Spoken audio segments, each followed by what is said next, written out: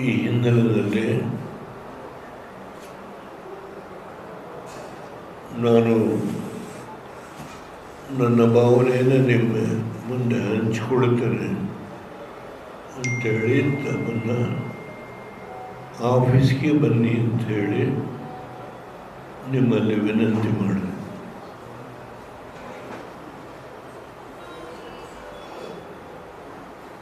ನಾನು ಮನಮೋಹನ್ ಸಿಂಗ್ ಅವ್ರನ್ನ ನೋಡಿದ್ದು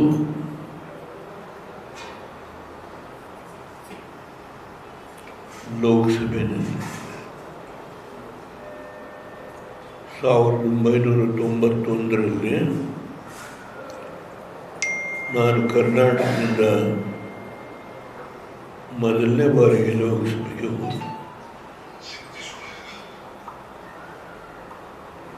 ಅವರು ನರಸಿಂಹರಾವ್ ಸರ್ಕಾರದಲ್ಲಿ ಹಣಕಾಸಿನ ಮಂತ್ರಿ ಆದರು. ಅದಕ್ಕೆ ಮುಂಚೆ ಹಲವಾರು ಹುದ್ದೆಗಳಲ್ಲಿ ನಮ್ಮ ರಾಷ್ಟ್ರದ ಆರ್ಥಿಕ ಪರಿಸ್ಥಿತಿಯ ಬಗ್ಗೆ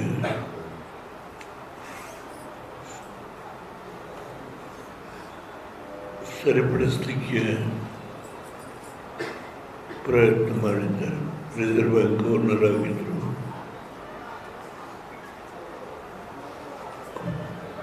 ಆರ್ಥಿಕ ತಜ್ಞರಾಗಿ ಅಡ್ವೈಸರ್ ಆಗಿದ್ದರು.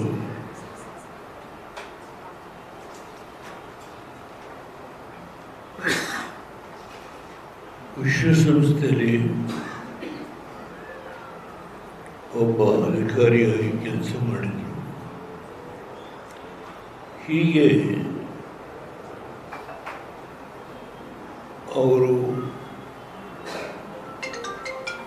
ಪಾಕಿಸ್ತಾನದಿಂದ ಬಂದವರು. ಅವ್ರ ತಂದೆ, ಅವರ ಇತಿಹಾಸ ಎಲ್ಲ ಸಾಕಷ್ಟು ಪತ್ರಿಕೆಗಳಲ್ಲಿ ಬಂದಿದೆ. ಆದರೆ ಆರ್ಥಿಕವಾಗಿ ತುಂಬ ಬುದ್ಧಿವಂತ. Is an economist. ಅದರಲ್ಲಿ ಬಹಳ ಅನುಭವ ಹೊಂದಿದ್ದಂಥ ವ್ಯಕ್ತಿ. ನರಸಿಂಹರಾವ್ ಪ್ರಧಾನಮಂತ್ರಿ ಆದಾಗ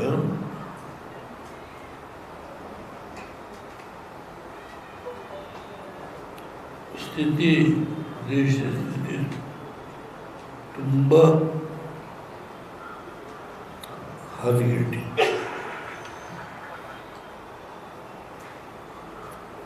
ಆಗ ನಮ್ಮ ದೇಶ ಚಿನ್ನನ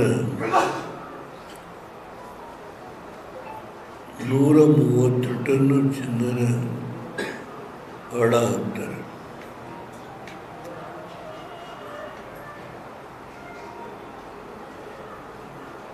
ಅಂದರೆ ಎಂಥ ಭೀಕರವಾದ ಪರಿಸ್ಥಿತಿ ಇತ್ತು ಅಂತ ಅರ್ಥ ಮಾಡಿ.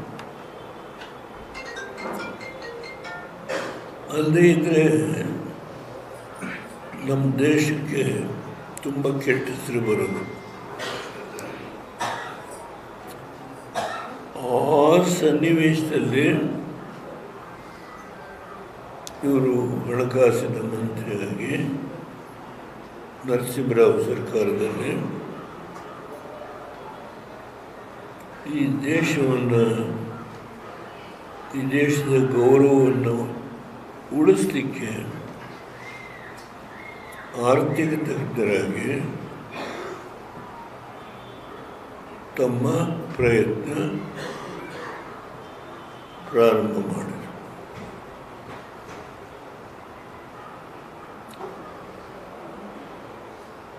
ನಾನು ತುಂಬ ಕ್ರಿಟಿಸೈಸ್ ಮಾಡಿದ್ದೆ. ಇದರ ದಾಖಲಾತಿಲಿದೆ. ಎಕನಾಮಿಕ್ ರಿಫಾರ್ಮ್ಸ್, ಲಿಬರಲೈಸೇಷನ್ನು, ಪ್ರೈವೇಟೈಸೇಷನ್ನು,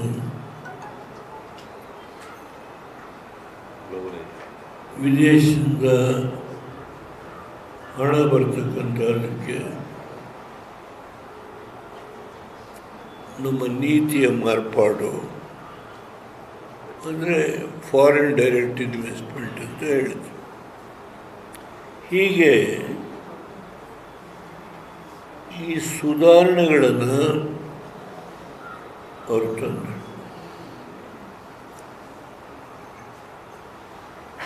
ನಾನು ಆಗೇನೇ ನಡೀತು, ಬೇರೆ ಬೇರೆ ಘಟನೆಗಳು, ಅವುಗಳನ್ನ ಹೇಳಲಿಕ್ಕೆ ಹೋಗಲ್ಲ, ಇವತ್ತು ಹೇಳಲೂಬಾರದು. ಆ ವಿಷಯ ಎಲ್ಲ ಗೊತ್ತೇ ನನಗೆ. ನಾವು ಇವತ್ತು ಅವರು ನಮ್ಮನ್ನು ಅಗಲಿ ಹೋಗಿದ್ದಾರೆ. ಅದರಿಂದ ಅವ್ರ ಕಾಲದಲ್ಲಿ ನಮ್ಮ ದೇಶದ ಸ್ಥಿತಿ ಯಾವ ಸಂಕಟದಲ್ಲಿತ್ತು ಅದನ್ನು ಸರಿಪಡಿಸಲಿಕ್ಕೆ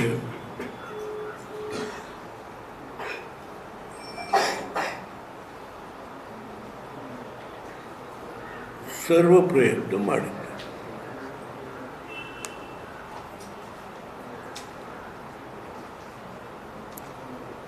ಅದರದ್ದೇ ಇವತ್ತು ಎಲ್ಲ ಹೇಳಲು ಪ್ರತಿಯೊಬ್ಬರು ಇಡೀ ರಾಷ್ಟ್ರದಲ್ಲಿ ಅವರ ಬಗ್ಗೆ ಒಂದೇ ಒಂದು ಹೇಳ್ತಾರೆ, ಈ ದೇಶ ಸಂಕಷ್ಟದಲ್ಲಿದ್ದಾಗ ಇದನ್ನು ಸರಿಪಡಿಸಲಿಕ್ಕೆ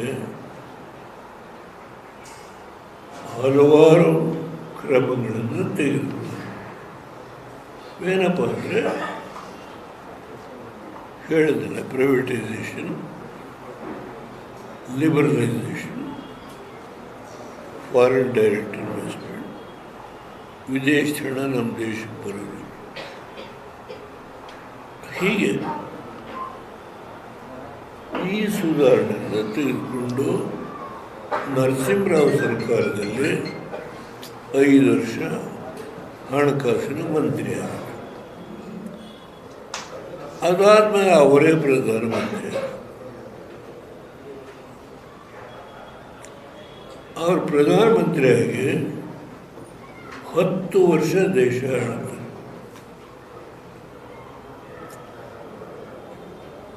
ನೆಹರು, ಇಂದಿರಾ ಗಾಂಧಿ ಬಿಟ್ಟ ಮೇಲೆ 10 ವರ್ಷ ಪ್ರಧಾನಮಂತ್ರಿಯಾಗಿ ಕೆಲಸ ಮಾಡಿದ್ರು ಅವರೊಬ್ಬರೇ, ಬೇರೆ ಯಾರೂ ಇಲ್ಲ. ಸರಳ ಸಜ್ಜನ ವ್ಯಕ್ತಿ, ಪ್ರಾಮಾಣಿಕ ವ್ಯಕ್ತಿ.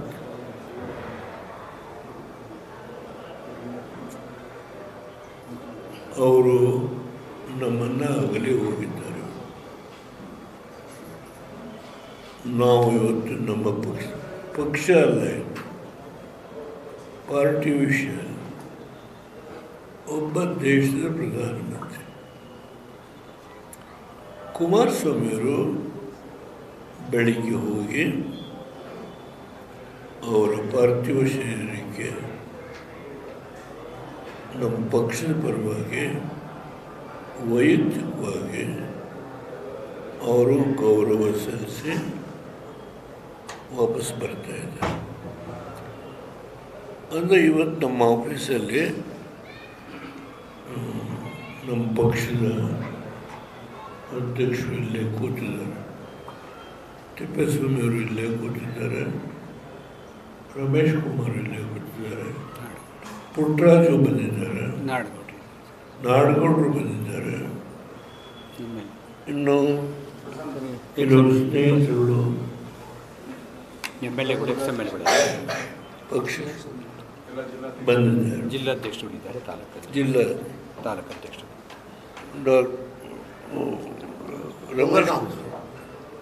ಪ್ರಸನ್ನ ಕುಮಾರು ಮತ್ತು ವಸಂತ ಕುಮಾರಿ ಡೊಗ್ಗಗಾವ್. ಸೊ ನಾನು ಅವರೆಲ್ಲರೂ ನಾವು ವೇದಿಕೆಯಲ್ಲಿದ್ದೇವೆ. ಅದು ಶೋಕದ ದಿನಾಚರಣೆ. 7 ದಿನ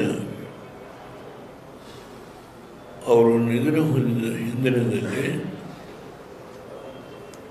ಈ ರಾಷ್ಟ್ರದಲ್ಲಿ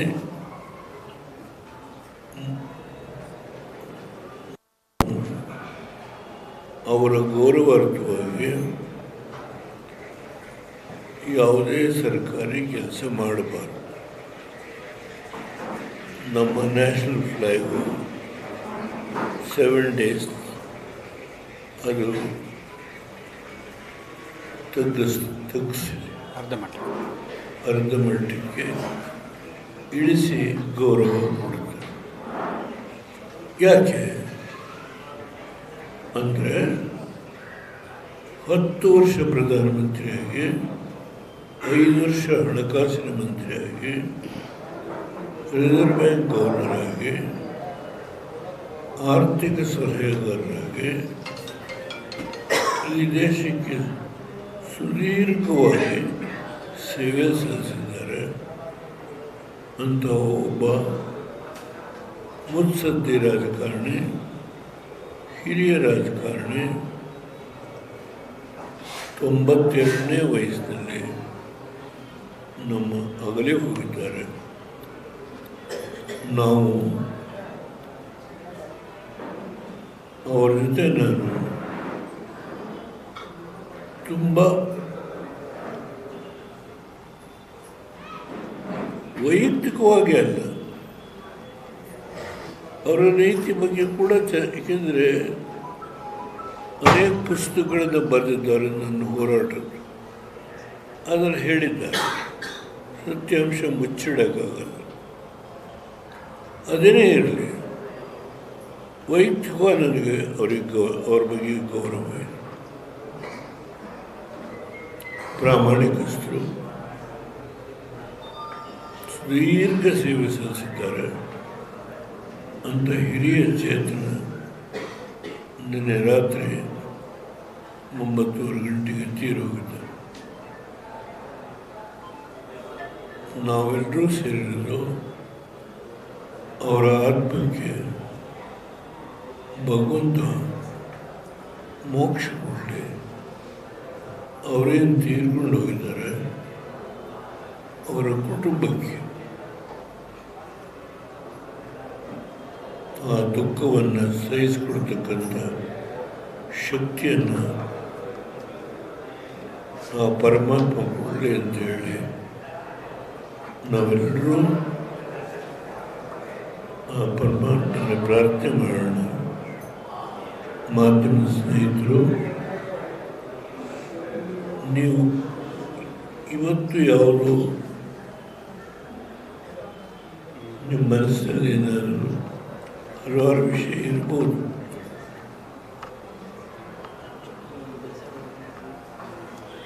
ಅವರು ಕೆಲಸ ಮಾಡುವಾಗ ಕೆಲವು ನಿರ್ಣಯಗಳು ಅವೆಲ್ಲ ಕೇಳಬಾರದು.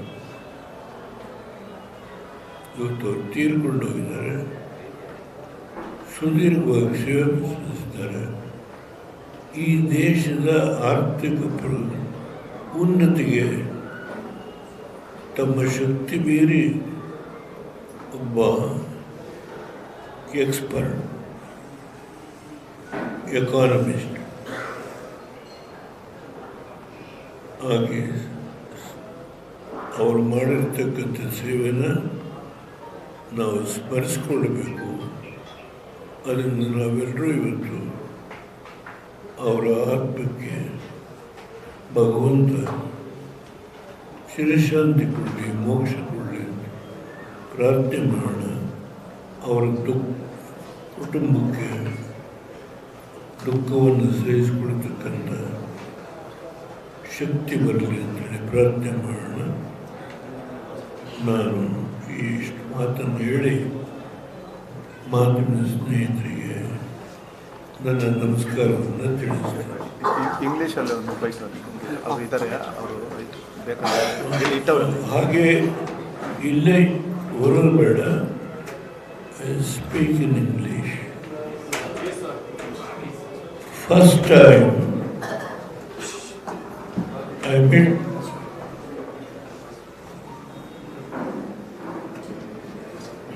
Dr. Manmohan Singh in 91. He was the finance minister in Narasimha Rao's government. At that time, the country was facing economically most critical situation.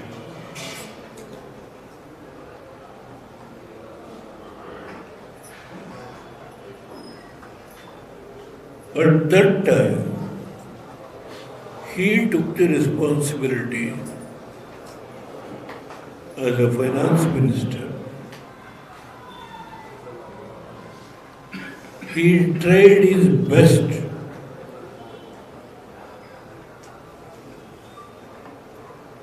to save the country from the economic crisis.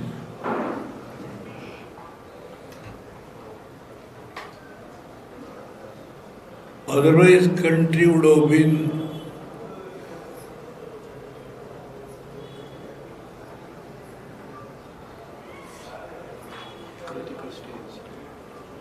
gone to debt trap.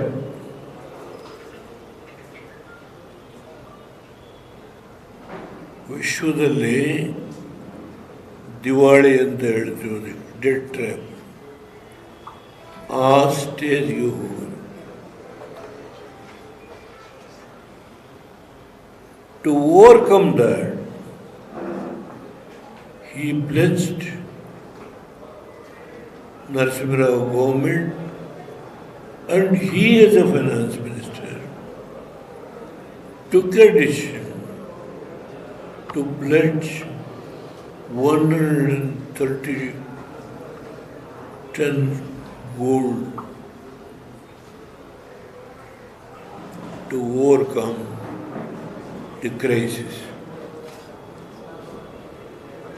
And he brought economic reforms after that. Liberalization, privatization, foreign direct investment, all these programs was initiated as finance minister, and Narasimha Rao was also the prime minister. But Manmohan Singh was an economist.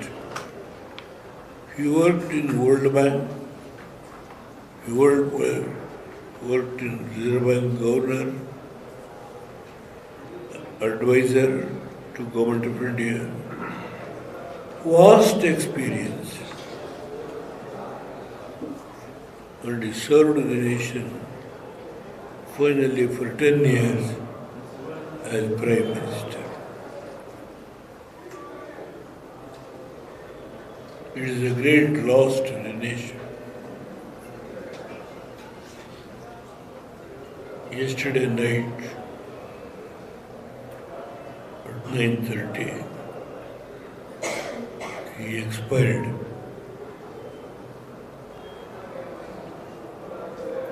We are all here to pray Almighty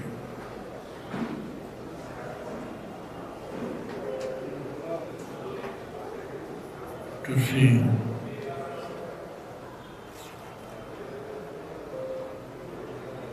God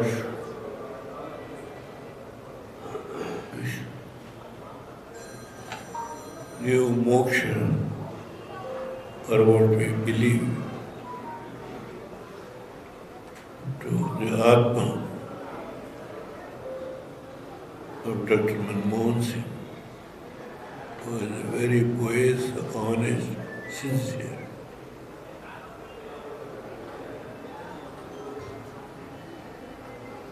May soul rest in peace. These words, I would like to thank all the media persons. And Kumaraswamy, today morning, the central minister, he was here. He went and place the ring